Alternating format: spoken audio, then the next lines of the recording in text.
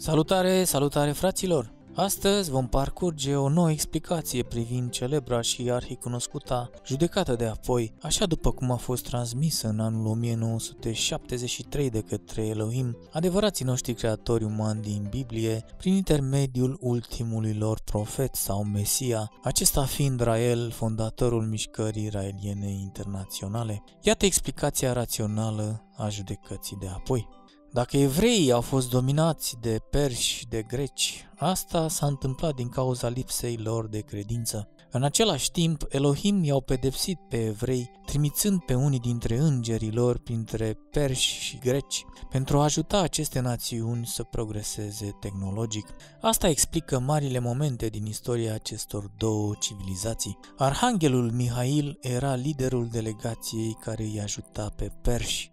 Mihail, cel dintâi dintre îngerii păzitori, a venit în ajutorul meu și eu l-am lăsat acolo la îngerul păzitor al regelui perșilor. Daniel, capitolul 10, versetul 13. În capitolul 12 din Daniel, învierea este din nou menționată și mulți dintre cei care dorm în țărâna pământului se vor scula, unii la viața veșnică, iar alții spre ocara și rușinea veșnică. Daniel, capitolul 12, versetul 2. Judecata de apoi va permite marilor indivizi să trăiască din nou. Acei oameni care au acționat pozitiv pentru omenire și care au crezut cu adevărat în creatorii lor și le-au urmat poruncile, vor fi bine primiți cu mare bucurie de către oamenii timpului atunci când asta se va întâmpla. Pe de altă parte, toți oamenii răi vor simți rușinea înainte de judecata lor și vor trăi în regret veșnic ca un exemplu pentru întreaga omenire. Și cei înțelepți vor lumina ca strălucirea cerului și cei care vor fi îndrumat pe cei mulți pe calea dreptății vor fi ca stelele în vecii vecilor. Daniel, capitolul 13, versetul 3. Geniile vor fi cel mai mult prețuite și cele mai recompensate. Acei indivizi care le-au permis geniilor să se dezvolte sau adevărului să triumfe vor fi de asemenea recompensați. Iar tu, Daniele, ține ascunse cuvintele și pecetluiește cartea până la sfârșitul vremii. Mulți vor cerceta-o cu deamănuntul și va crește știința. Daniel, capitolul 12, versetul 4. Aceste cuvinte vor fi înțelese doar atunci când omenirea va atinge un nivel suficient de înțelegere științifică, adică acum.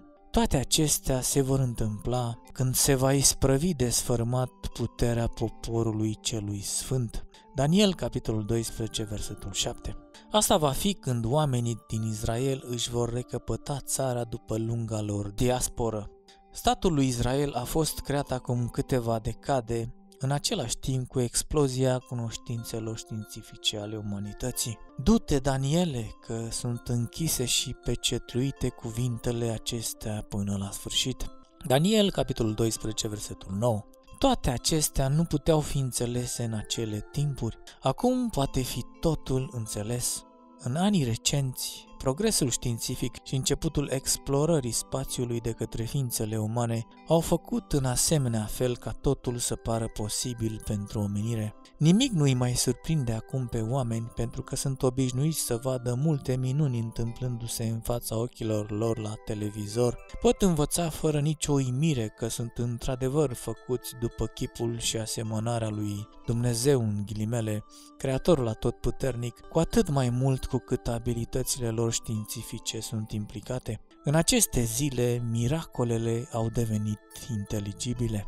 Iar Iona, peștele cel mare care l-a înghițit pe profet, este chiar foarte interesant. Iona a fost aruncat în apă dintr-un mic vas și Jehova a dat poruncă unui pește mare să înghită pe Iona. Și a stat Iona în pântecul peștelui 3 zile și 3 nopți. Iona, capitolul 1, versetul 17.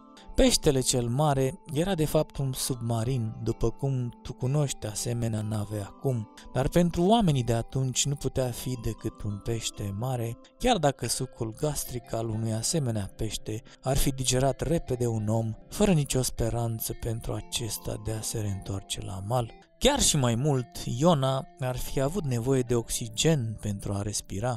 În acel submarin, creatorii au putut să aibă o convorbire cu Iona pentru ca acesta să învețe despre dezvoltările politice care erau necesare în acele timpuri. Și Jehova a dat poruncă peștelui și peștele a aruncat pe Iona la țărm. Iona, capitolul 2, versetul 11. Submarinul s-a apropiat de țărm și Iona a fost lăsat pe pământ. În Zaharia, capitolul 5, este o altă descriere a unei mașini zburătoare. M-am uitat din nou și am văzut un sul zburător lung de 20 de coți, adică 9 metri, și lat de 10, 4,5 metri. Zaharia, capitolul 5, versetul 1-2. Puțin mai încolo, femeile apar pentru prima dată printre creatori. Și am ridicat ochii mei și am privit și iată că au ieșit 2 femei. Și vântul bătea în aripile lor, iar aripile lor erau ca de barză. Zaharia, capitolul 5, versetul 9. Aceste 2 femei însoțitoare acompaniau creatorii și amândouă erau echipate cu costume autonome de zbor atunci când au apărut în fața lui Zaharia. În Psalmi 8, versetul 5 este spus despre ființele umane: micșoratul ai pe dânsul cu puțin față de Elohim. Ființele umane sunt virtual la fel de puternice ca și creatorii lor. Aceia care au copiat textul nu au îndrăznit să scrie egali Elohimilor, după cum fusese dictat original.